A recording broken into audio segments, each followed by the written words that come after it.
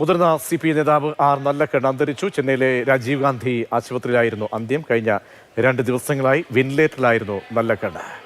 KV ശ്രീധരനാണ് വിവരങ്ങൾ നൽകാൻ ചേരുന്നത്.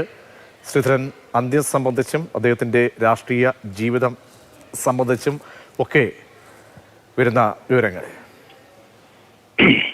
പ്രതീക്ഷ, അല്പസമയം മുൻപാണ് 2 മണിയോട് കൂടിയാണ് ഇന്ത്യൻ കമ്മ്യൂണിസ്റ്റ് പാർട്ടിയുടെ തലമുതിർന്ന നേതാക്കളിലൊരാളായ ആർ നല്ലകണ്ണിന്റെ വിയോഗം സംഭവിക്കുന്നത്. കഴിഞ്ഞ കുറച്ച് ദിവസങ്ങളായി അദ്ദേഹം ആശുപത്രിയിൽ ചെന്നൈയിലെ രാജീവ് ഗാന്ധി ആശുപത്രിയിൽ ചികിത്സയിലാണ്. ഇന്ന് ഉച്ചയോടുകൂടി അദ്ദേഹത്തിന്റെ നില കൂടുതൽ വഷളാവുകയും ജീവൻ നഷ്ടപ്പെടുകയാണ് ചെയ്തത്.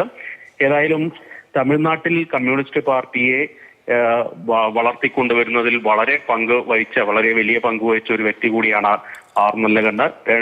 1992 മുതൽ 2005 വരെ CPIയുടെ സംസ്ഥാന സെക്രട്ടറി ആയിട്ട് പ്രവർത്തിച്ചിട്ടുണ്ട്.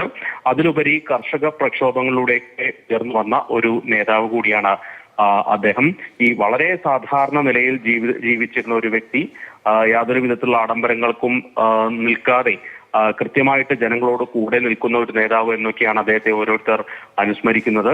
ഏറ്റവും പ്രധാനപ്പെട്ട ഒരു കാര്യം, നിരവധി പുരസ്കാരങ്ങൾ ഈ പൊതുപ്രവർത്തകർക്കുള്ള തമിഴ്നാട് സർക്കാരിന്റെ പുരസ്കാരം ഉൾപ്പെടെ അദ്ദേഹത്തിന് ലഭിച്ചിട്ടുണ്ട്. അന്നത് 10 ലക്ഷം രൂപ ആണ് ആ പുരസ്കാര തുകയായിട്ട് നൽകിയിരുന്നത്. ഇത് തിരിച്ച് മുഖ്യമന്ത്രിയുടെ ദുരിതാശ്വാസ നിധിയിലേക്ക് മടക്കി നൽകി മാതൃക കാണിച്ച ഒരു വ്യക്തി. ആ പണം മാത്രമല്ല, അതോടൊപ്പം 5000 രൂപ കൂടി അധികം നൽകി അദ്ദേഹം മുഖ്യമന്ത്രിയുടെ ദുരിതാശ്വാസ നിധിയിലേക്ക് മടക്കി നൽകിയ വാർത്തയൊക്കെ മുൻപ് വന്നിട്ടുള്ളതാണ്. അതോടൊപ്പം തന്നെ സർക്കാർ അദ്ദേഹത്തിന് ഒരു വീടൊക്കെ നൽകിയിരുന്നു.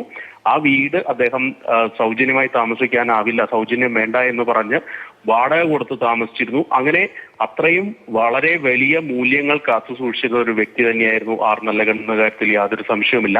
മുഖ്യമന്ത്രി MK സ്റ്റാലിൻ, അതുപോലെ തന്നെ TVK അധ്യക്ഷൻ വിജയ് ഉൾപ്പെടെയുള്ളവരൊക്കെ നേരത്തെ കഴിഞ്ഞ ദിവസങ്ങളെല്ലാം ആശുപത്രിയിൽ എത്തി അദ്ദേഹത്തിന്റെ ആരോഗ്യ വിവരങ്ങളൊക്കെ അന്വേഷിച്ചിരുന്നു.